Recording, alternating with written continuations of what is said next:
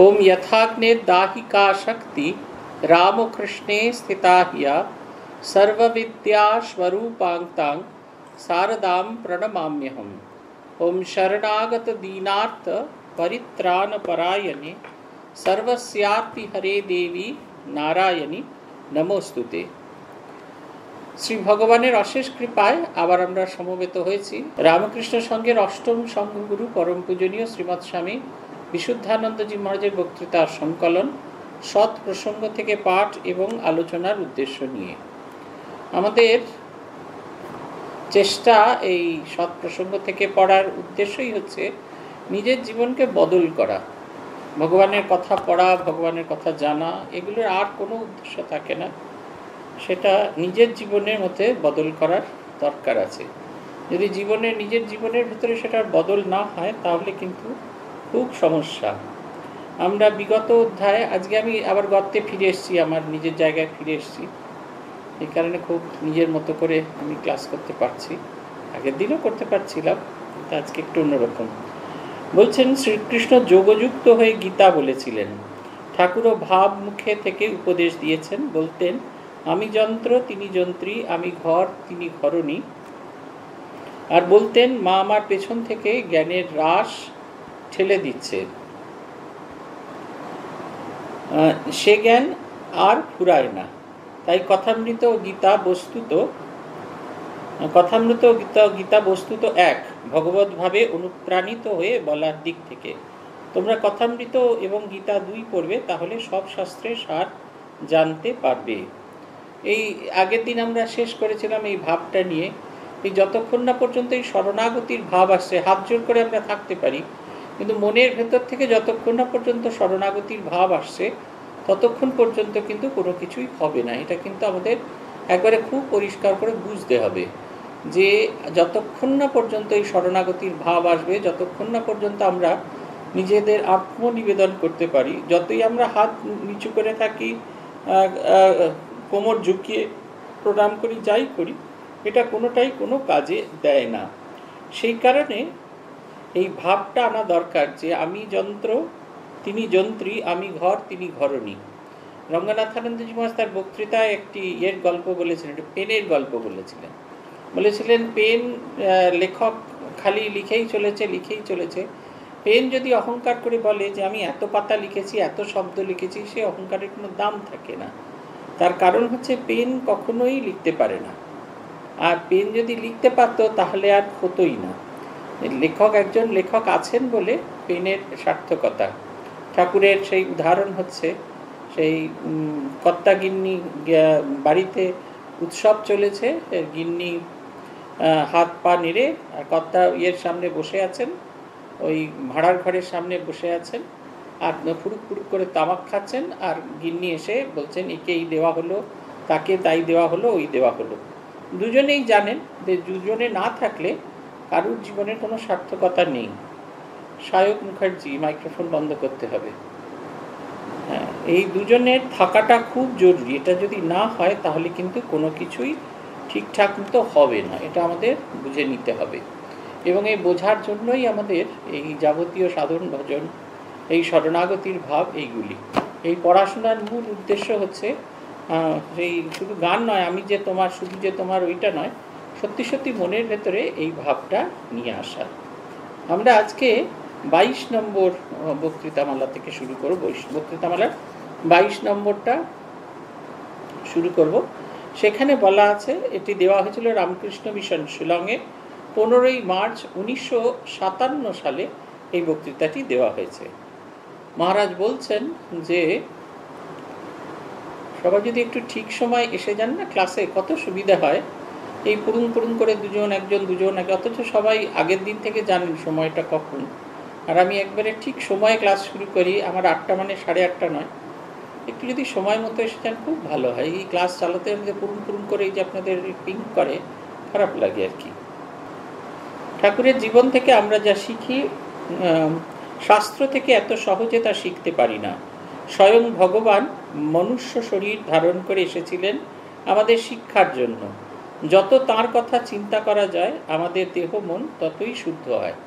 দুটো জিনিস আছে দেখবেন, একটা হচ্ছে আপনি পড়ছেন পড়ছেন পড়ছেন পড়ছেন, আর সেই পড়াটা যখন আপনাকে ডেমনস্ট্রেট করতে হয়, আপনাকে বোঝাতে হয়, আপনি যেটা পড়েছেন ঠিক একই জিনিস বোঝাচ্ছেন, বাট ইউর ওন ওয়ে, আপনি যেরকমভাবে বুঝেছেন সেইভাবে।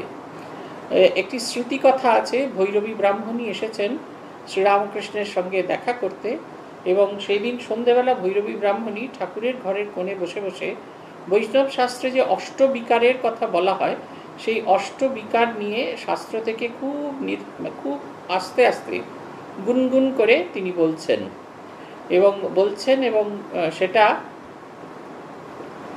এবং সেটা বলা মাত্র তিনি দেখছেন শ্রীরামকৃষ্ণদেব ছোট খাটে বসে আছে, এবং শ্রীরামকৃষ্ণের সারা শরীরে সেই অষ্টবিকারের যেটি তিনি পড়ছেন তার সেই লক্ষণটা প্রকাশিত হচ্ছে। এটা হচ্ছে কথা, এটা তিনি দেখছেন, এবং অদ্ভুতভাবেই তিনি হতবাক হয়ে গেছেন। এবং আছে বর্ণনা যে এতদিন শাস্ত্রের জঙ্গলে যে তত্ত্ব লুকিয়েছিল এবং যে তত্ত্ব তিনি খুঁজে বেড়াচ্ছেন, আজকে তিনি চোখের সামনে একবারে লিভিং ডেমনস্ট্রেশন হিসেবে সেটিকে লক্ষ্য করছেন। শ্রীরামকৃষ্ণ জীবন আমাদের লিভিং ডেমনস্ট্রেশন। রাজেন্দ্র মিত্র গিয়েছেন কেশবচন্দ্র সেনের বাড়িতে, গিয়ে জিজ্ঞাসা করছেন শ্রীরামকৃষ্ণ সম্পর্কে আপনার কি ধারণা। কেশব সেন মৃদু মৃদু হাসছেন আর বলছেন, মহাভাবের কথা গ্রন্থে শুনেছি, মহাভাব কি সেটা গ্রন্থে শুনেছি, পড়েছি, শুনেছি, এবং শুনেছি শ্রী চৈতন্যদেবের মহাভাব হতো।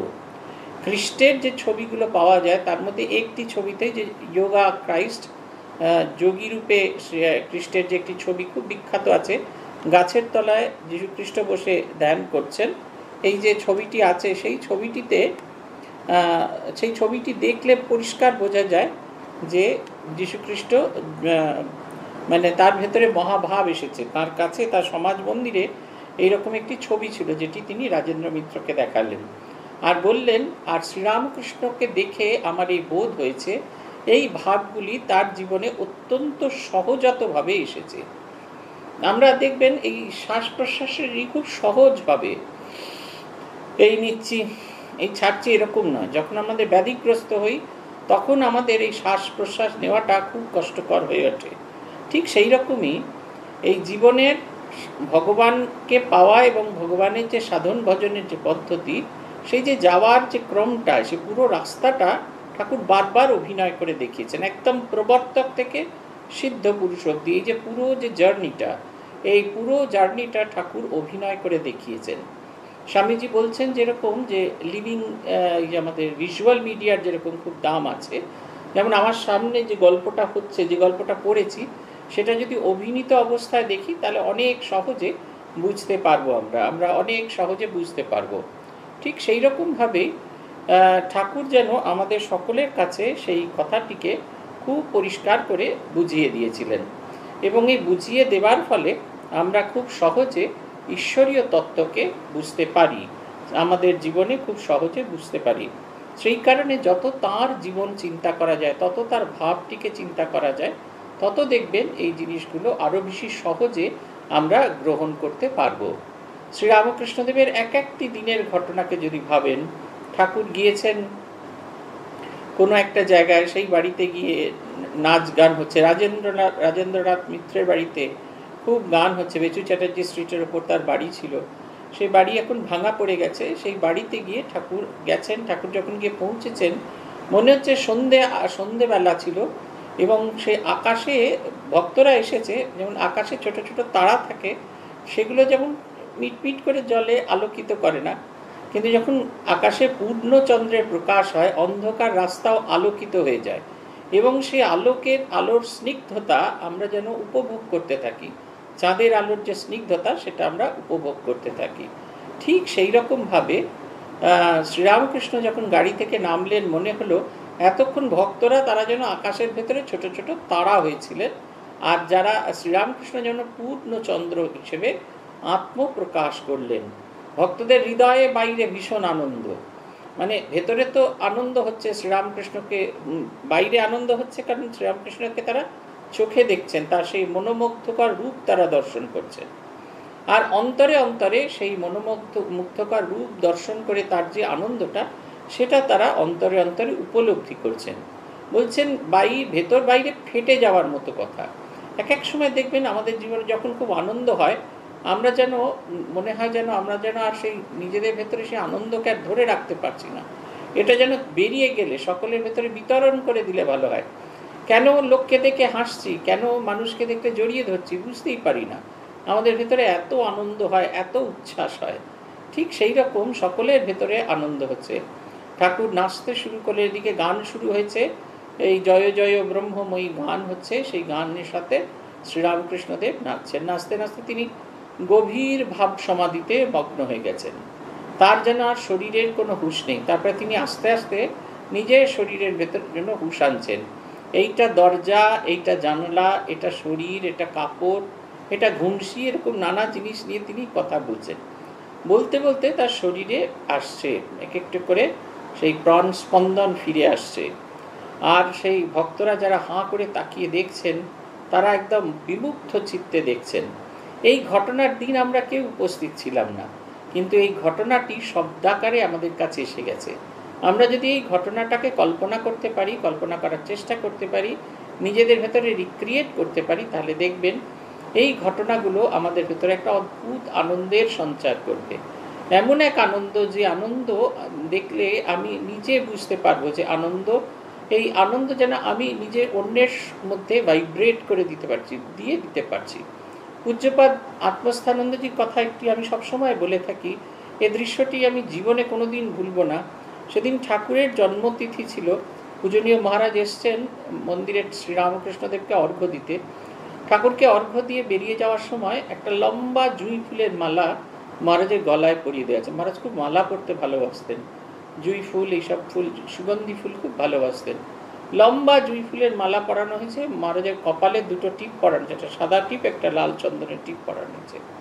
মহারাজ বেরিয়ে এসছেন, আর অগণিত জনগণ মহারাজ মহারাজ করছেন।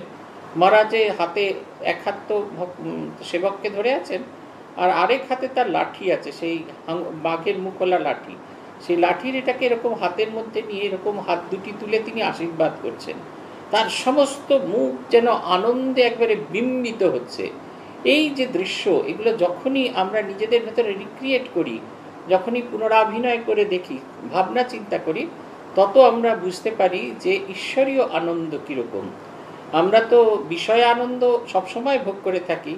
একটা ভালো দেখে এগ চিকেন রোল যখন খাওয়া হলো, সেটা যখন খাওয়া হচ্ছে তখন ভীষণ আনন্দ গলার ভেতর দিয়ে নেমে গেল, ব্যাস বিষয় আনন্দ শেষ হয়ে গেল। আবার আরেকটা মোড়ে গিয়ে যখন এগ চিকেন রোলের দোকান দেখি, তখন আবার মনে হয় আরেকটা এগ চিকেন রোল খেলে বোধহয় বেশি ভালো হতো। কিন্তু এ এক অদ্ভুত আনন্দ, ব্রহ্মানন্দ, এমন এক আনন্দ, ঈশ্বরী আনন্দ, সে কখনো শেষ হয় না। কোনো অবস্থাতেই সেটা যেন শেষ হতে চায় না, এবং যত দেখা যায় তত মনে হয় সেই আনন্দ যেন আমার ভেতরে প্রকাশিত হচ্ছে। তাই মহারাজ বলছেন যে যত তার কথা চিন্তা করা যায়, আমাদের দেহ মন ততই শুদ্ধ হয়। আজকেই আমি লিখেছিলাম আমাদের প্রথম একটি দর্শনের গল্প। সেটা হচ্ছে আমরা দক্ষিণেশ্বর মন্দিরে যাওয়ার পরে, যখন দক্ষিণেশ্বর মন্দির থেকে নেমে এসছি, আজ না গতকাল লিখেছিলাম, এই দক্ষিণেশ্বর মন্দির চাঁদনি আর নাট মন্দিরের মাঝখানের যে জায়গাটা, এই জায়গায় ঠাকুর হাঁটছেন। মাস্টারমশাই দেখেছেন। মাস্টারমশাই তখন সদ্য কয়েকদিন হলো আসা শুরু করেছেন। সেদিনকে মাস্টারমশাই জিজ্ঞেস করছেন ঠাকুরকে, আজকে গান হবে কি না। ঠাকুর বলছেন, না আজকে গান হবে না, তবে কয়েকদিন বাদে আমি বলরাম বসুর বাড়ি যাব, সেইখানে যেও, সেখানে গান হবে, গান শুনবে তুমি। এই কথা মাস্টারমশাইকে ঠাকুর বলছেন। মাস্টারমশাই চলে গেলেন। সবসময় কনফিউশনে ভুগতেন। তো তারপরে তার মনে হতে থাকলো যে আচ্ছা, ওটা অত বড় লোকের বাড়ি, জমিদারের বাড়ি, আমাকে কি ঢুকতে দেবে? তাই ঠাকুরকে বলতে গেলেন যে না, আমি যাব না। তিনি ওই ঠাকুরের ঘর দিয়ে, আর তিনি উঠোনে নেমেছেন, ওই 3টে সিঁড়ি আছে, 3টে সিঁড়ি নেমে এসেছেন। আর তিনি দেখছেন, দূর থেকে দেখছেন নাট মন্দিরের গায়ে মশাল লাগানো আছে, আর সেই আলো আধারির ভেতরে শ্রীরামকৃষ্ণদেব একাকী পদচারণ করছেন। মনে হচ্ছে জঙ্গলের ভেতরে সিংহ যখন একাকী পদচারণ করে, তার যে গর্জাসনেস, তার যে দিব্য ভাব, সেই জন্য দিব্যভাবে শ্রীরামকৃষ্ণ ভাবিত। আমরা সেই দাঁড়িয়ে যখন আমাদের বলা হচ্ছিল এই ঘটনাটা, তখন যেন আমাদের সবার মনে হচ্ছিল যেন সত্যি সত্যি যেন শ্রীরামকৃষ্ণদেব এই পথ দিয়ে হেঁটে যাচ্ছেন, ওই রকমভাবে পেছন দিকে হাত দিয়ে হেঁটে যাচ্ছেন, সোজা হয়ে আছেন। অদ্ভুত তার ভেতরে একটা দিব্য ভাব প্রকাশিত হয়েছে। মাস্টারমশাই তার দর্শনের যে বর্ণনাটা আমাদের দিয়েছেন, সেই বর্ণনাটা পড়ে বর্ণনাটাকে রিক্রিয়েট করতে করতে ঠাকুরের সেই দিব্য রূপটাকে আমি সেই দিন দেখবার আমার সুযোগ হয়নি, সেই রূপটাকে আমরা দেখার চেষ্টা করি। এতে কি হয়, আমাদের মনের চিত্ত শুদ্ধি হতে থাকে। মহারাজ বলছেন, শাস্ত্রেতে চিনিতে বালিতে মেশানো রয়েছে, তাই সাধুর মুখে সার কথা জেনে নিয়ে ধর্মপথে চলতে হয়। ঠাকুর এইটি প্রায়ই বলতেন। সংসারের দুটি দিক আছে, বহির্জগৎ, অন্তর্জগৎ। আমরা বহির্জগৎকে আঁকড়ে ধরি, তাই গুটি পোকার মতো তাতেই আবদ্ধ হই। জগতের সার বস্তু ভগবান, আমরা তার দিকে মন দিই না। তাকে লাভ করতে হলে মন, বুদ্ধি, ইন্দ্রিয়কে ভেতরের দিকে আনতে হবে। তাই তার একটা বড় দৃষ্টান্ত ঠাকুরের জীবন। যারাই তার সংস্পর্শে এসেছেন তাদের জীবনের পরিবর্তন ঘটেছে। কি সুন্দর কথাটা! শাস্ত্রে চিনিতে বালিতে মেশানো আছে। শাস্ত্রে বলছে চিনি, শাস্ত্রের ভেতরে চিনি বালি দুটোই মেশানো আছে। চিনি আছেন, বালিও আছে। আসলে আমাদের মনের ভেতরে চিনি বালি থাকে। শাস্ত্রে কোন কথাটা আমার মনে স্ট্রাইক করবে আর কোন কথাটা আমার মধ্যে স্ট্রাইক করবে না। এই যে সত্যম বদ ধর্মম চর বলা আছে, সত্য পথে সত্য কথা বলবে এবং ধর্মপথে পরিচালিত হবে। ধর্মম চর, তোমার সেই জীবনযাত্রা যেন ধর্মপথে চালিত হয়, সত্যের তে চলো। অভয়ম সত্য সংশুদ্ধি জ্ঞান যোগ ব্যবস্থিতি। ভগবান দিব্যগুণের কথা বলতে গিয়ে বলছেন এইগুলো হচ্ছে মানে দিব্যগুণ। তার মধ্যে প্রথম গুণ বলছে অভয়। অভয় মানে কাউকে ভয় পাওয়া নয়। অভয় মানে হচ্ছে যাকে কোনো অবস্থাতেই মাথা নিচু করানো যায় না। আনকম্প্রোমাইজিং ফ্যাক্টর, আমাদের চরিত্রের একটা আনকম্প্রোমাইজিং ফ্যাক্টর। অথচ আমরা সব সময় কম্প্রোমাইজ করি, সংসার জীবনে, ব্যক্তি জীবনে, চাকরি জীবনে, বাইরের জীবনে, সব জায়গায় কম্প্রোমাইজ করি। যেখানে করার কোনো প্রয়োজন নেই, যেখানে করার কোনো দরকার নেই, শুধুমাত্র আমরা সেটাকে যেন কম্প্রোমাইজ করার চেষ্টা করে যাই। এটা কিন্তু অভয় নয়। আমি যদি সাপেরও ভয় না পাই, ভূতেরও না ভয় পাই, আমি তো জগৎকে ভয় পাচ্ছি। যা কিছু দৃশ্যমান জগৎ, যা কিছু আমার চোখের সামনে আছে, তাকে ভয় পাচ্ছি। আমি কোনো অন্যায় কাজ করতে রিফিউজ করতে পারছি না। কেন? আমি লোকের কাছে খারাপ হয়ে যাব, আমি কিছুতেই সেটা করে উঠতে পারছি না। এই দেখুন আমাদের এইরকম, সেই যে শাস্ত্রতে চিনিতে বালিতে, শাস্ত্রে তো বলছেন সত্যম বদ ধর্মম চর অভয়ম সত্য শুনতি জ্ঞান ও যোগ ব্যবস্থিতি। কিন্তু আমরা যখন জীবনচর্যার দিকে ওই থেকে পড়ে নিতে চাই, তার যেটুকু আমার প্রয়োজন সেটুকু নিই আর সবটাকে বর্জন করে ফেলি, সেটা আমার হৃদয়তন্ত্রতে সেভাবে টঙ্কার দেয় না। সেই কারণে বলছেন সাধুর মুখ থেকে সার কথা জেনে নিয়ে ধর্মপথে চলতে হয়। ঠাকুর এটি প্রায় বলতেন। সাধুর কথা, সাধু শব্দ বলছেন, সাধুসঙ্গ সাধুসঙ্গ সর্বশাস্ত্রে কয়, সাধু সঙ্গে বিনা ইষ্টে ভক্তি নাহি হয়। যাহারে দেখিলে ইষ্টের উদ্দীপন হয়, তাহারে জানিও তুমি সাধক নিশ্চয়। কুসুমের সনে কীট সুরশিরে যায়, তেমনি সাধু সঙ্গ অধমে তরায়। আমরা যারা সবাই গেরুয়া পরে ঘুরে বেড়াচ্ছি, আমরা যারা এই বিভিন্ন জায়গায় আছি, সবাই আমরা অফিসিয়ালি সাধু, কিন্তু আমাদের ভেতর কি সেই সাধুত্ব প্রকাশিত হচ্ছে? বলছে কে সাধু? বলছেন সাধু সঙ্গ সর্বশাস্ত্রে কয়, সাধু সঙ্গে বিনা ইষ্টে ভক্তি নাই হয়। এবারে তার গুণের কথা বলছেন, যাহারে দেখিলে ইষ্টের উদ্দীপন হয়, তাহারে জানিও তুমি সাধক নিশ্চয়। যাকে দেখলে তোমার ভেতরে ভগবানের উদ্দীপন হয়, ভগবানের কথা তোমার মনে পড়ে, তাকে দেখলে তো সেই হচ্ছে ঠিক মতো সাধু। সেই তোমাকে গাইড করতে পারে। যার জীবনে রিফর্মেশন আইনি, সে কেমন করে রিফর্ম করবে, এটা তো কথা। যার জীবনের মধ্যে সামান্যতম রিফর্মেশন আসেনি, সে তো অন্যকে বদল করতে পারেনি, যে চলেনি, যে রাস্তায় জানে না কোরা খানাখন্দ আছে। ওই যে শাস্ত্রে আছে আমাদের, অন্ধে নৈবা ইয়া নিয়মানা যথান্ধ অন্ধকূপে পতন্তি। অন্ধ যদি অন্ধকে পথ দেখায়, তাহলে দুজনে যেরকম, অন্ধ যেরকম দেখতে পায় না বলে অন্ধকূপে পড়ে, আরেকজন অন্ধকে যখন পথ দেখাবে সে তাকে নিয়ে গিয়ে অন্ধকূপে পড়বে। সেই কারণে বলছেন যে সাধুর কথায়, সাধু যাহারে দেখিলে ইষ্টের উদ্দীপন হয়, তাহারে জানিও তুমি সাধু নিশ্চয়।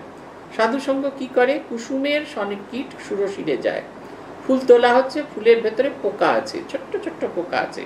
পূজারী ফুল তোলার সময় দেখে দেখেই তুলেছে, কিন্তু তবু পোকাগুলোকে বাদ দেওয়া যায়, তারা ফুলের ভেতরে থেকেছে।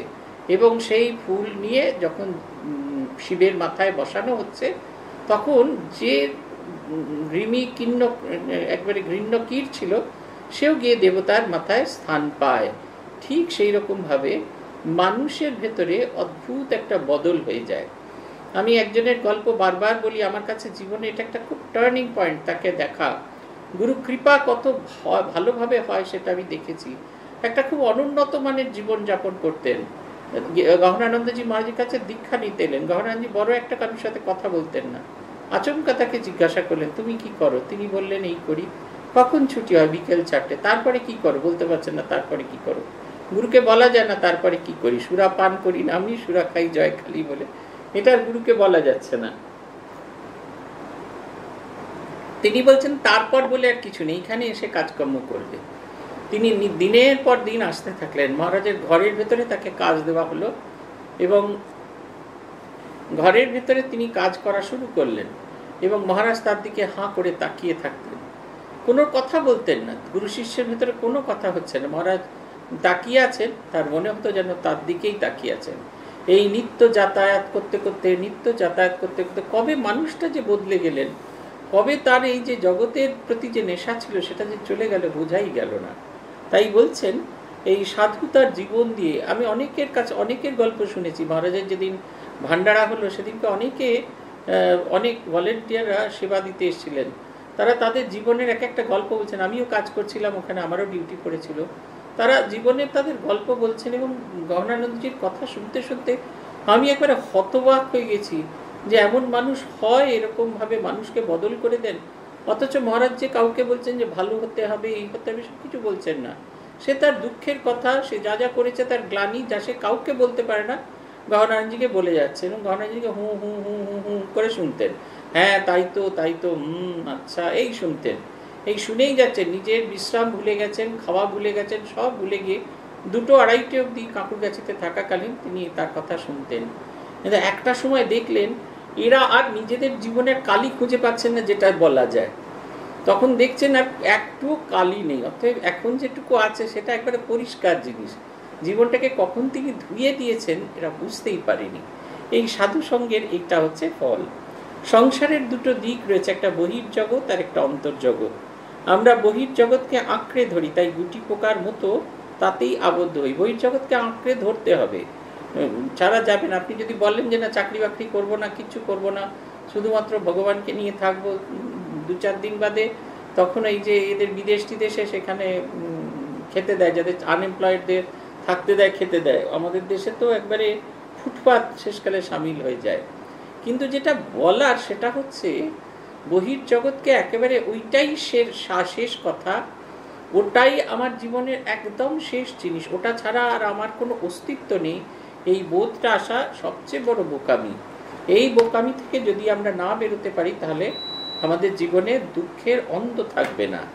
এই দুটো জিনিস আছে বহির্জগৎ, আমাদের এই পরিমিতি বোধটা থাকা দরকার। কতটুকু নেব, কতটুকু ছাড়বো, চায়ে কতটা চিনি দিতে হবে, এই বোধটা যদি না থাকে তাহলে কিন্তু কোনোদিন কিছু হবে না।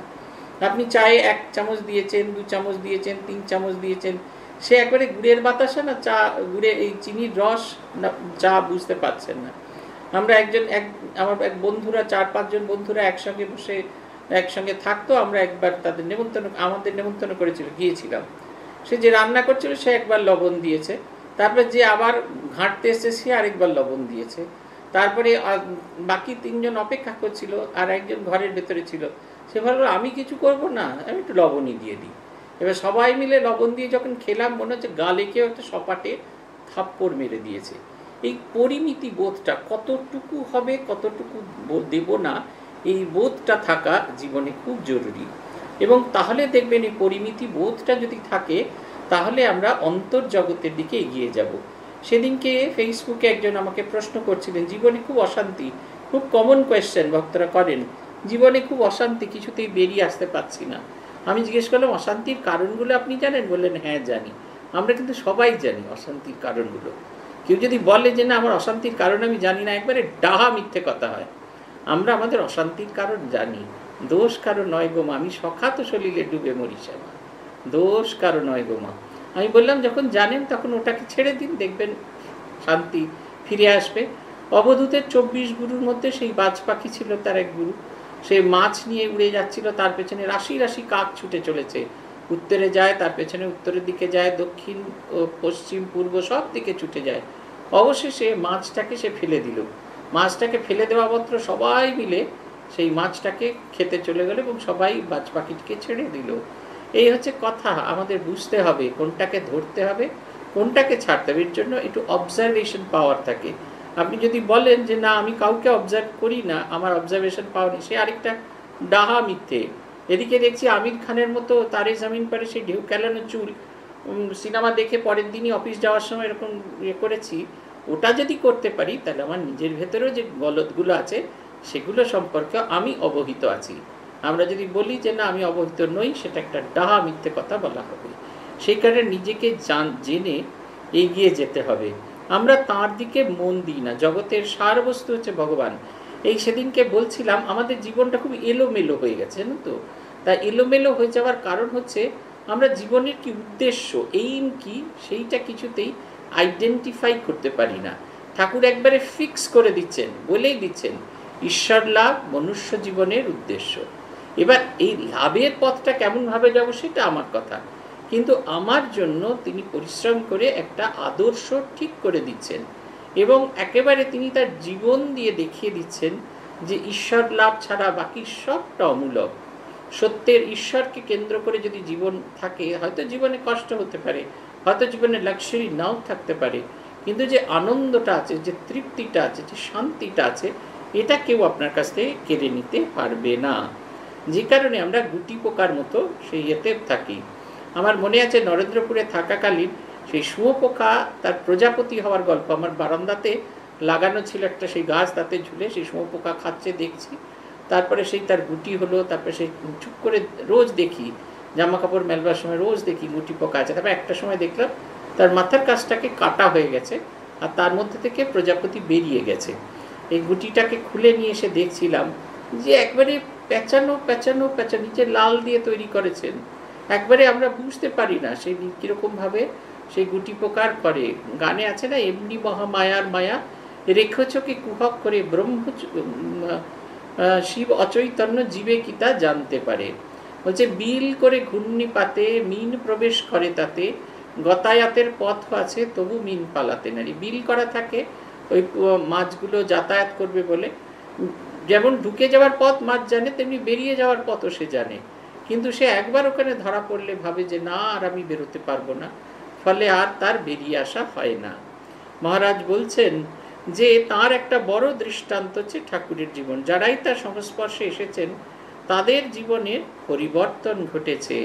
জীবনের পরিবর্তন হবেই। যারা সংস্পর্শ, তার স্থূল শরীরের সংস্পর্শে এসেছে, সূক্ষ্ম শরীরের যারাই তার সংস্পর্শে এসেছে সবার পরিবর্তন। যে দেখুন না, মাস্টারমশাইয়ের কথা দেখুন না, দক্ষিণেশ্বর মন্দির খুঁজতে গেছিলেন সুইসাইডের একটা আইডিয়াল জায়গা খুঁজে বার করবেন বলে। তিনি নতুন করে জীবনের পথ খুঁজে পেলেন। তিনি কিছুতেই সুইসাইড করতে পারলেন না। তিনি আর সেই একটাও গাছ খুঁজে পেলেন না যাতে তিনি ঝুলতে পারেন।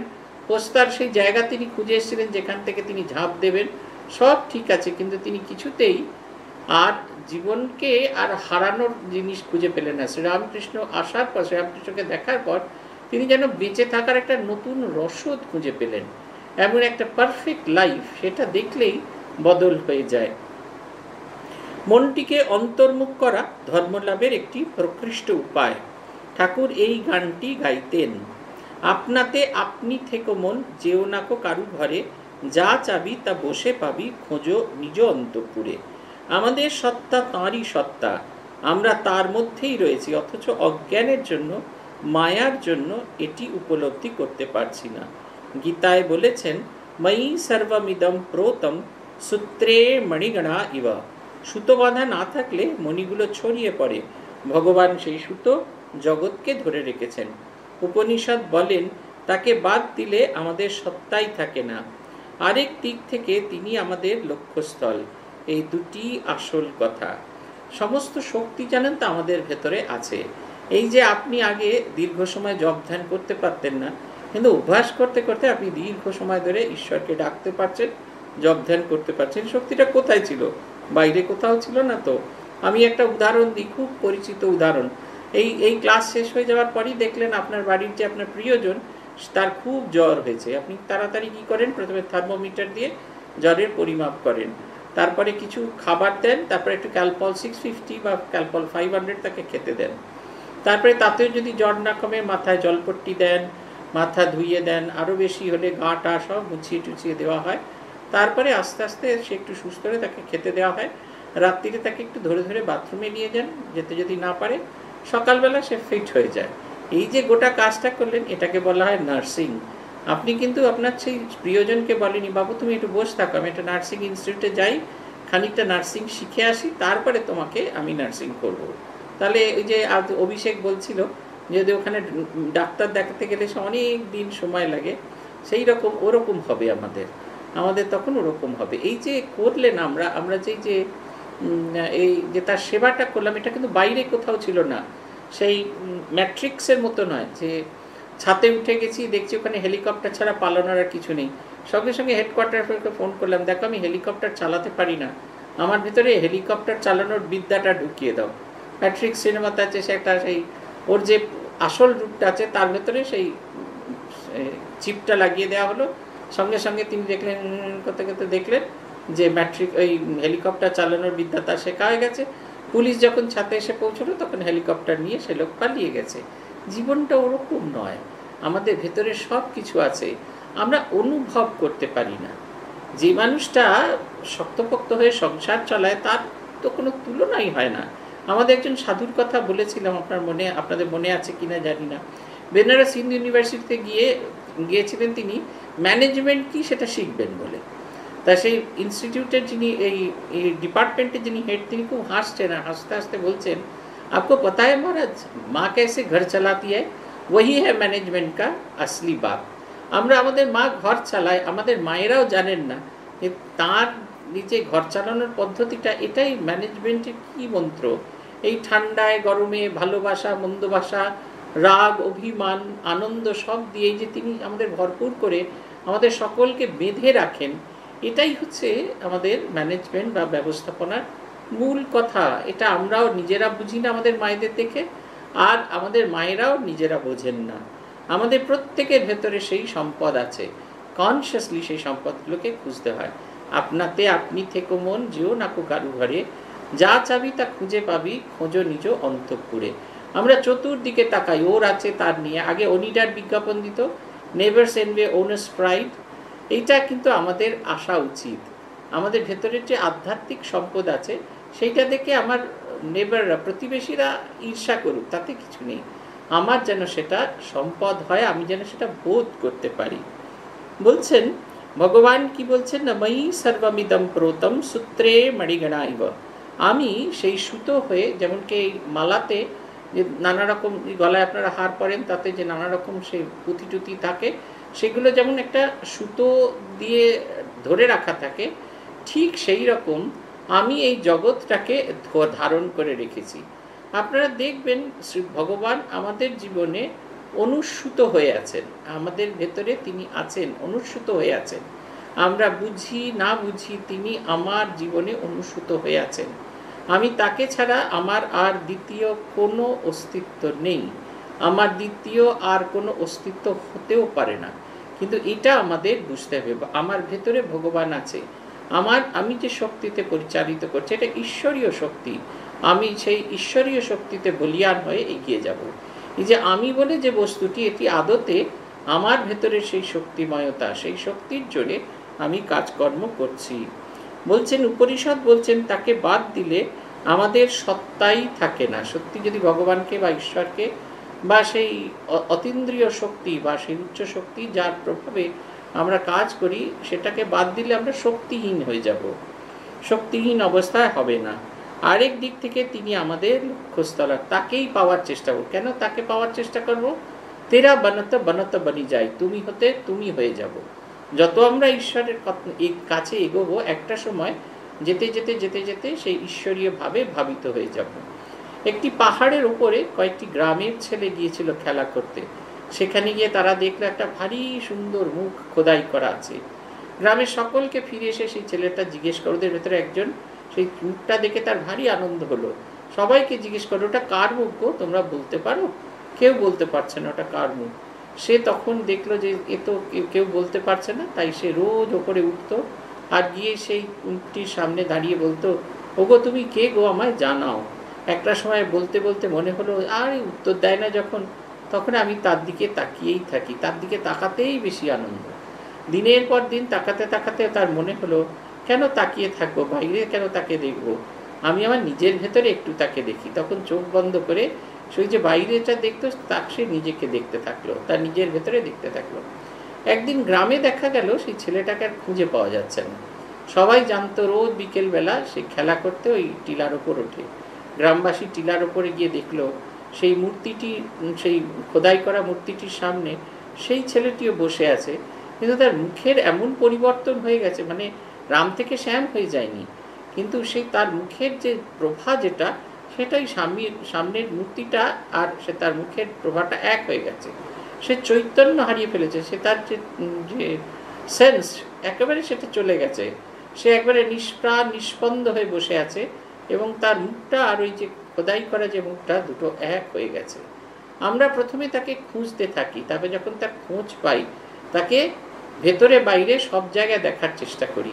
তারপরে বাইরে দেখা ছেড়ে যখন আমরা ভেতরে দেখতে থাকি তখন আমরা তার সত্তাগুলো একটু একটু করে প্রাপ্ত হতে থাকি। তাকে চিন্তা করতে করতে আমরা তার সত্তা প্রাপ্ত হই। দেখবেন আমরা কম বেশি ভাবে আমরা যদি আয়নার সামনে দাঁড়াই তাহলে দেখবো হয় আমার মায়ের মতো করে কথা বলি, নাহলে আমার বাবার মতো করে কথা বলি। মায়ের মতো করে চিন্তা করি, নাহলে আমার বাবার মতো করে চিন্তা করি। তার মানে কি, মা বাবাকে ট্যাঁকে নিয়ে কারো কত আগে মা বাবা হয়তো চলে গেছেন, কিন্তু এই যে তাদের সত্তাগুলো, তাদের কথা চিন্তা করতে করতে রীনা চক্রবর্তী বারবার হাত তুলছেন কেন, এই সত্তাগুলো তাকে চিন্তা করতে করতে এই বোধ আসছে যে আমি আমার বাবার মতো, দূর থেকে দেখেই তোকে না তোর বাবার মতো দেখতে, আমাকে দেখতে তো আমার বাবার মতো হবেই, মানে আমাদের প্রত্যেককে দেখতে তো আমাদের বাবা মার কারোর মতো একটা দেখতে হবে। কিন্তু ওই যে তার সত্তাটাকে চিন্তা করতে করতে আমাদের ভেতরে সেই ভাব আসছে। এটা যত ঈশ্বরীয় সত্তাকে চিন্তা করব তত আমাদের ভিতরে এই ভাবটি ঈশ্বরীয় সত্তায় বিকশিত হবে। ভূতেশানন্দজিও হাসতেন এবং ঠাকুরও হাসতেন। পাশাপাশি দুটো হাসির ছবিকে দেখার চেষ্টা করেছি, কতবার দেখার চেষ্টা করেছি, এক অদ্ভুত রকমের মিল খুঁজে পেয়েছি। তিনি যখন বসে থাকতেন, আমার মনে আছে এই তিথি পুজোগুলোতে ওই খাবার, আমরা বেলঘরিয়া থেকে আসতাম, ওই দুটো থালা হতো, মহারাজ তো কিছুই খেতেন না, ঠাকুরকে যা দেওয়া হতো সব প্রেসিডেন্টকে দেওয়া হয় দেখানোর জন্য। তা তিথি পুজোতে তো অতিরিক্ত থাকে, সে অতিরিক্ত থালাটা নিয়ে যাওয়ার একজন লোক দরকার। তা প্রত্যেকবারই আমারই ভাগে পড়তো, আমিও সেই কাঁধে করে সেটা নিয়ে যেতাম। গিয়ে দেখতাম প্রণাম টনাম সব শেষ হয়ে গেছে, মহারাজ বারান্দার দিকে তাকিয়ে জানলার থেকে বসে বাড়ি দেখছেন প্রণামের ঘরে। বাইরের সেই যে মেক্সিকান গ্রাস, তার ভেতরে ফুল ফুটে আছে। মহারাজ কি দেখছেন মহারাজই জানেন, অনন্তের দিকে দৃষ্টি হয়ে স্থির হয়ে তাকিয়ে আছেন। আমাদের গিয়ে ডাকতে ভয় করতো, মনে হতো যেন তিনি সেই অনন্ত সত্তার সাথে লীন হয়ে গেছে। সন্ন্যাস দিতে এসছেন পূজনীয় স্বামী রঙ্গনাথানন্দজি মহারাজ, বসে আছেন, সন্ন্যাস অনুষ্ঠান হচ্ছে, উনি চেয়ারের মধ্যে বসে চোখ বুজে ধ্যান করছেন। যখন ওনাকে ডাকার সময় হলো, আমাকে বলা হলো মহারাজকে গিয়ে বলতে, আমার সাহস হলো না মহারাজকে গিয়ে ডাকা। আমি মনে হলো আমি যেন ডাকতে পারি না। এক অদ্ভুত, এই মানুষ যেন এক অন্য জগতে চলে গেছেন, মনে হচ্ছে একটা পাথরকে কেটে যেন একটা মানুষ এমনি দুটি এরকম হাত ঝুলিয়ে বসে আছেন। এদের দেখার সৌভাগ্য আমাদের হয়েছে। এইগুলো যদি আমরা নিজেদের অভ্যাস করি, আপনাদেরও সকলের সৌভাগ্য হয়েছে, এইগুলি দেখে আমরা যদি অভ্যাস করি, দেখবেন আমাদের জীবনটাও বদল হতে থাকে। এক কথায় আমরা সবাই চাই আনন্দ। জীবগণ আনন্দ থেকে আসে, আনন্দের দ্বারা বর্ধিত হয়, আবার আনন্দেই ফিরে যায়। আমরা শান্তি খুঁজি বাইরে, কিন্তু শান্তি রয়েছে ভেতরে। আনন্দের আশায় আমরা ছুটছি বাইরে, অথচ বাইরে সে জিনিস পাওয়ার নয়।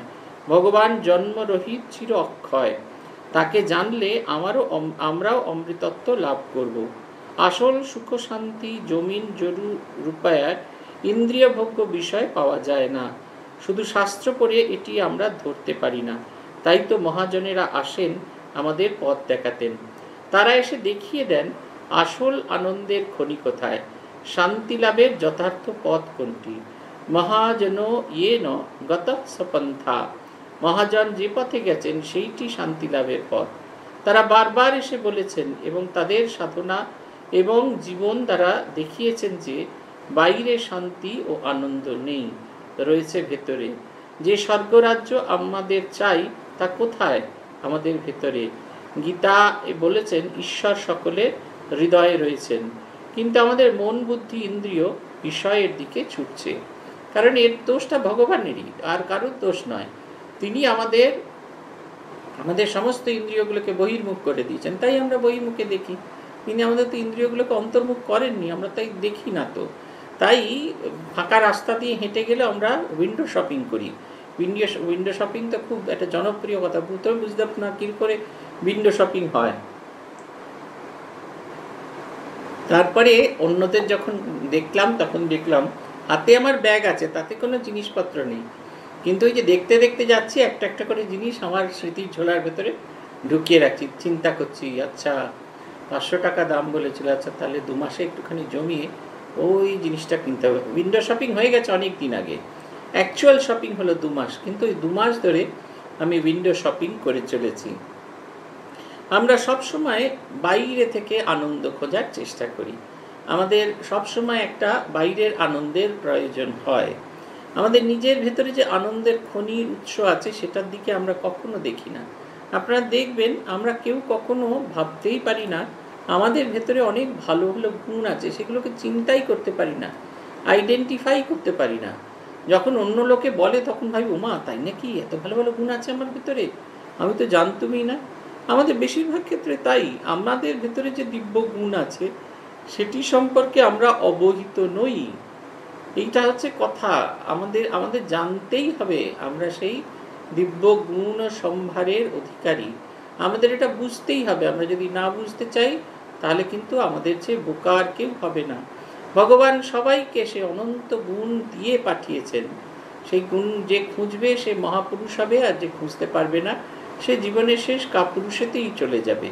আমরা রোজ কতভাবে জীবনের সময়টাকে নষ্ট করে দিই দেখবেন। আমরা ওই দেখবেন সাধারণ কাজ, সাধারণ কথা, সাধারণ জিনিসের ভেতরেই কাটিয়ে দিই, অথচ আমাদের ভেতরে যে অসাধারণ সত্তা আছে সেটাকে কখনো কাজে লাগাই না। আমি যখন এই স্কুলে পড়াতাম তখন প্রত্যেক ক্লাস শুরু হওয়ার আগে, যেদিন প্রথম শুরু হতো, যেদিন সেকশনটা বা ক্লাসটাকে আমি পেতাম, তখন ক্লাসে ঢুকেই প্রথম যে কাজটা করতাম, ক্লাসের প্রথম ফার্স্ট বয় আর লাস্ট বয় দুজনকে তুলে দেখাতাম, দাঁড়িয়ে পড়তে আমি সব ছাত্রদের বলতাম, দেখুন ফার্স্ট বয় আর লাস্ট বয় এদের ভিতরে কিন্তু কোনো ফারাক নেই, দুজনকে একই রকম দেখতে, একই রকম চেহারা, সব হয়তো একটু কেউ লম্বা, কেউ একটু বেটে, কেউ একটু মোটা, কেউ একটু সরু। কিন্তু আদত কথা হচ্ছে যে ফার্স্ট বয় সে তার মেধাটা আছে সেটা জানে এবং সেটা ব্যবহার করে, তাই আছে ফার্স্ট। আর যে লাস্ট বয় সে মেধাটা যে আছে সেটাই আদতে জানে না, তাই সে ব্যবহার করে না, জানলেও কুড়েমির কারণে ব্যবহার করে না বলে জানতে পারে না। আমরা এখানে একটা পরীক্ষাতে একটা প্রাইজ অ্যালট করেছিলাম যে যারা অন্তত 20টা করে র্যাঙ্ক এগিয়ে যাবে, তার যে গতবারে তার যা পজিশন ছিল তার থেকে 20টা করে এগিয়ে যাবে, তারা প্রাইজ পাবে। এবছর আমরা মাধ্যমিক পরীক্ষায় তাদের সেই ফলটা দেখলাম যে অনেকেই খুব সাধারণ, যাদের দেখেছিলাম খুব সাধারণ মানের পরীক্ষা দিচ্ছিল, তারা ধীরে ধীরে ওই প্রভাবে এবারে আমাদের স্কুলের রেজাল্ট যে এত ভালো, তার মূল কারণটা কিন্তু তাই, তার মূল কারণ তাই। এই রীনা চক্রবর্তী, আপনি বারবার হাত তুলছেন কেন, কি সমস্যা হচ্ছে বলুন তো? এই ক্লাস নিতে নিতে বারবার আপনি হাত তুলছেন কেন? আমি তো শোনা যাচ্ছে না, শোনা কি যাচ্ছে? অসুবিধা হচ্ছে না তো? তাহলে কেন হাত তুলছেন বারবার? এই হচ্ছে আমাদের ভেতরে যে আনন্দ আছে সেটাকে আমরা কিছুতেই বুঝতে পারি না। আমরা এর মুখে আনন্দ দেখি, তার মুখে আনন্দ দেখি, বিট্টু যখন হাসে কত ভালো, সেটা দেখে আমরা একবারে মোহিত হয়ে যাওয়ার চেষ্টা করি। কিন্তু এই যে আমার ভেতরেও যে আনন্দ আছে, আমি যে আনন্দের সন্তান, আনন্দের ভেতরেই আছি, সেইটা বুঝতে আমরা পারি না। সেইটা যখন খুঁজে পাবো তখন নিশ্চয়ই আমরা বুঝতে পারি, আমাদের খুঁজতেই হবে। ভগবান নিজে গীতা মুখে বলছেন, ঈশ্বর সবার হৃদয়ে অবস্থিত আছেন, যে প্রত্যেকের হৃদয়েতে তিনি অধিষ্ঠিত থাকেন। আমাকে তাকে জানতে হবে আমি অনন্তের সন্তান। আমি বাইরের দিক দিয়ে ছোট হতে পারি, অনেকের অনেক দিক, কিন্তু আমার ভেতরের আমি এক অনন্ত সম্পদের অধিকারী। বলছেন বারবার যাতায়াত করে যখন আমরা দেখি যে সংসার পথের শেষ নাই এবং এই বিষয়ের মধ্যে শান্তি লাভ অসম্ভব, তখনই আমরা ভেতরে ঢোকার রাস্তা খুঁজতে আরম্ভ করি। তারপর তার কৃপায় ভেতরে আনন্দ ও শক্তির খনি দেখতে পাই। কথামৃতে একটি গানের কথায় আছে, তাতে আছে রাবণের মৃত্যুবাণ নিয়ে হনুমান পালাচ্ছেন, মন্দোদরী তাকে বনের বানর ভেবে দু একটা ফল দেখিয়ে ভোলাতে চাইলেন, তখন হনুমান মন্দোদরীকে বলেছিলেন, আমার কি ফলের অভাব, আমি যে শ্রীরাম কল্পতরুমূলে বসে আছি।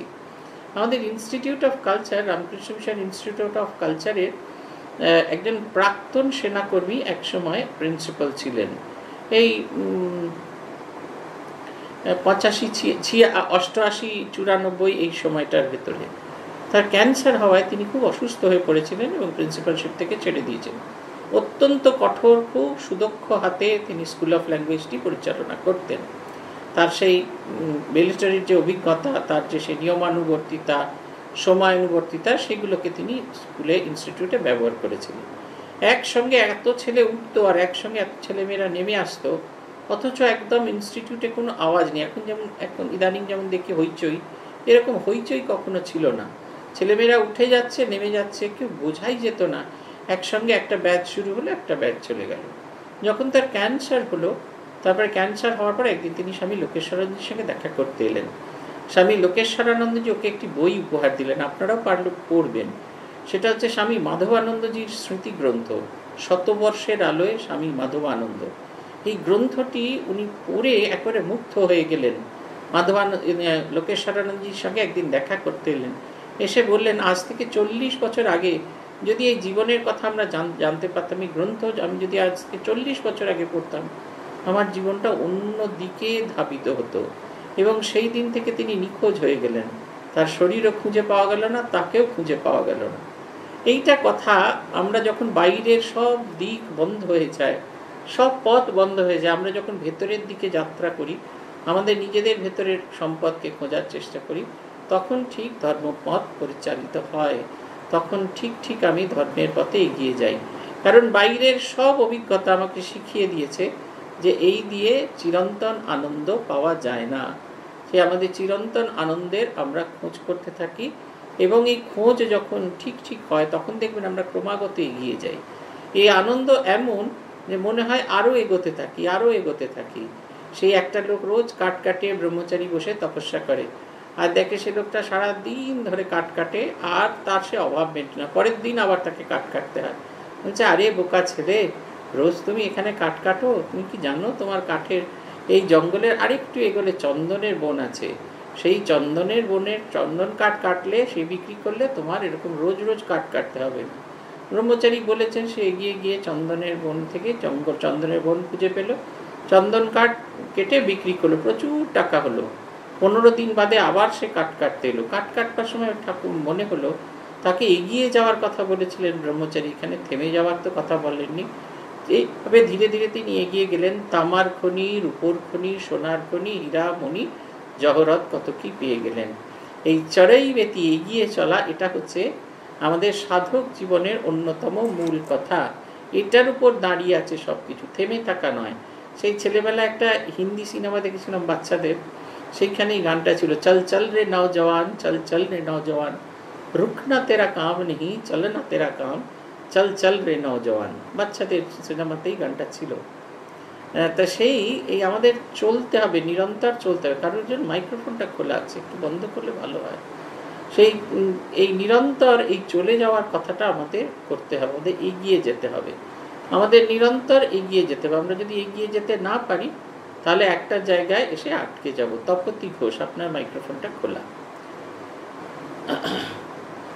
এই নিরন্তর এগিয়ে যাওয়া, এই যদি না পারি, তাহলে কিন্তু আমরা একটা জায়গায় স্ট্যাগনেন্ট হয়ে যাব। পূজনীয় মহাপুরুষ মহারাজ বলেছিলেন যে সাধকের জীবন কেমন না, সাধকের জীবন হচ্ছে প্রবাহমান নদীর মতো। নদী যেরকম সমস্ত কিছু বাধাকে অতিক্রম করে এগিয়ে চলে, ঠিক সেই রকম আপনারা যারা গঙ্গোত্রীতে গেছেন, সেখানে শিবের জটা অবশ্যই দর্শন করেছেন। গৌমুখের আগে গঙ্গোত্রী, সেখানে সেই শিবের যেখান দিয়ে পড়ছেন, মা গঙ্গা পড়ছেন, ওই পাথরকে কেটে এমনভাবে কেটে বেরোচ্ছে, সেই পিঙ্গল বর্ণের পাথর তার বিভিন্ন জায়গায় ছেদ হয়ে গেছে, এবং দেখে মনে হচ্ছে যেমন শিবের মাথায় যেমন ম্যাটেড হেয়ার থাকতো, ঠিক সেই রকম ওই রকম তার ওই জায়গাটা ওরকম হয়ে গেছে। আদতে কিন্তু পাথর, তাকে কেটে সেই অতিক্রম করে যাওয়ার সময় সেই পাথরকে কেটে সরু করে তার ভিতর দিয়ে জলধারা হয়ে মা গঙ্গা প্রবাহিত হচ্ছেন। আমাদের জীবন তাই, যত এগিয়ে যাব তত আমরা ঠিক ঠিক প্রবাহের দিকে এগিয়ে যাব। হনুমানকে মন্দোদরী দেখাচ্ছেন, সেই পিলারের মধ্যে ছিল সেই মৃত্যুবান, সেটিকে নিয়ে যখন যাচ্ছে, মন্দোদরী জানলেন এর যদি ব্যবহার করা তার স্বামী মারা যাবেন, তাই তিনি হনুমানের বনের বানর ভেবে তাকে নানা রকম ফল দিয়ে লোভ দেখাচ্ছেন। তিনি বলছেন, আমার কি ফলের অভাব? আমি যে শ্রীরাম কল্পতরু মূলে বাস করি, আমার কি ফলের অভাব? কল্পতরু মানে যে গাছ যা চাওয়া যায় তাই পাবে, এমন এক বৃক্ষ।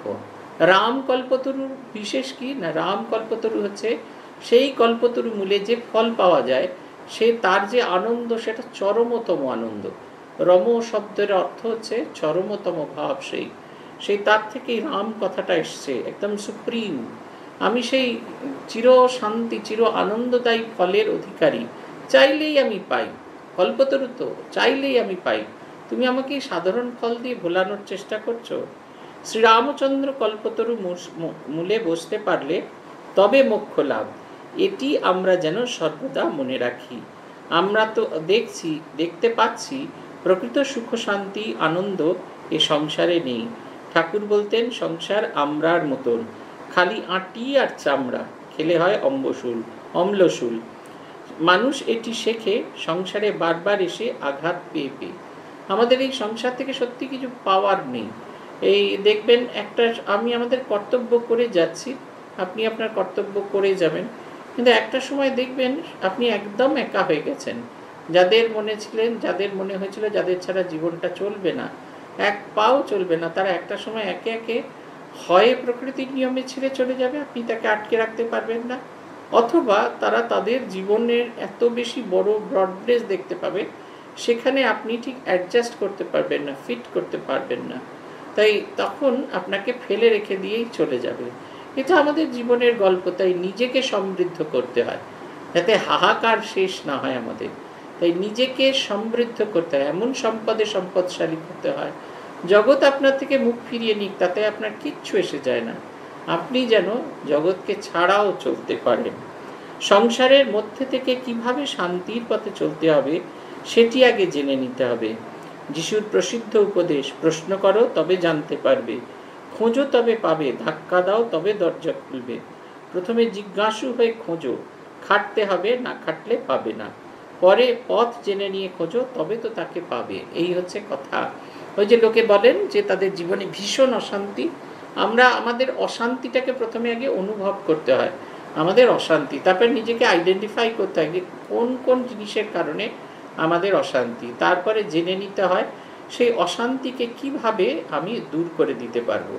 ইট চাপা নয়, কিন্তু দেখবেন ঘাসের ওপর ইট চাপা দিয়ে দেওয়া হয়, 3-4 দিন বাদ বা 10 দিন বাদে যখন ইটটা তোলা হয় তখন ঘাসগুলো সাদা হয়ে গেছে, আপনি মনে করেন না সব চলে গেল, কিন্তু তারপরে আবার কিছুদিন যদি ছেড়ে দেন আবার দেখবেন সবুজ ঘাসে পরিণত হয়েছে। বাসনা বীজ, এটা বাসনা ভগবানকে বলা হয় বাসনা বীজ সুদনায়। ভগবান হচ্ছেন আমাদের মনের যে বাসনা বীজ, তাকে নষ্ট করেন, একেবারে চিরতরে উপড়ে ফেলেন। এই কারণে ভগবানকে ধরা দরকার। এই ভগবান সম্পর্কে বলা হয় বাসনা বীজ সুদনায়, তিনি একেবারে নষ্ট করে দেন, একেবারে কোনো রকম তার অস্তিত্ব রাখেন না। আপনি যদি ওই যে ঘাসগুলোকে তুলে উপড়ে ফেলে দেন, তাহলে আর ওখানে নতুন করে ঘাস হতে পারবেন না। চোর কাটা হয়েছে সারা ইয়েতে, আপনি যদি শুধু তলাটা কেটে দেন, এই বাবুরাম মহারাজের জীবনের গল্প আছেন, ব্রহ্মচারীদের বলেছেন চোর কাঁটাগুলোকে উপড়ে ফেলো, আর ব্রহ্মচারীরা ছোট ছোট ইয়ে নিয়ে চোর কাঁটাগুলোর ওইটা কেটে ওপরের অংশটাকে তুলে নিয়েছে। মহারাজ বলছেন, তোদের কি এরকম কুলিগিরি করবার জন্য পাঠালুম? ওই যে চোর কাঁটাগুলো রয়ে গেছে ওগুলো আবার উঠবে, ঠাকুর ওই পথ দিয়ে হেঁটে যাবেন, ঠাকুরের পায়ে লাগবে। কেন ওই যে কাটতে পারছে না? কারণ সে বুঝতে পারছে না যে চোর কাঁটার ওপর দিয়ে হেঁটে গেলে কেমন পায়ে লাগে, কেমন কষ্ট হয়। যখন বুঝতে পারবে তখন নিশ্চয়ই তিনি আবার নিজেকে বদল করার চেষ্টা করেন। এটা আমাদের জীবনের একটা সত্যিকারের আনন্দের একটা সময়। আমাদের নিজের কাছে নিজেকে প্রশ্ন করতে হবে, কি কারণে আমি এগিয়ে যেতে পারছি না, কি কারণে আমি বদ্ধ, কি কারণে আমার নিজের ভেতরের মুক্তি ঘটছে না। এটা আমাদের নিজেদেরকে প্রশ্ন করতে হবে, জানতে হবে, এবং তারপরে আমার নিজের ভেতর থেকে উত্তর বার করে সেই অনুযায়ী এগিয়ে যেতে হবে। আমরা শেষ করব মহারাজের এই কথাটা দিয়ে। আরেকটি কথা মনে রেখো, এ সংসারের সুখ চাইলে দুঃখটিও নিতে হয়, কেননা বিষয়ের সংযোগে সুখ আর বিয়োগে দুঃখ। দুঃখ কষ্ট আমাদের জীবন গঠন করে, আসল জিনিস ফুটিয়ে তোলে।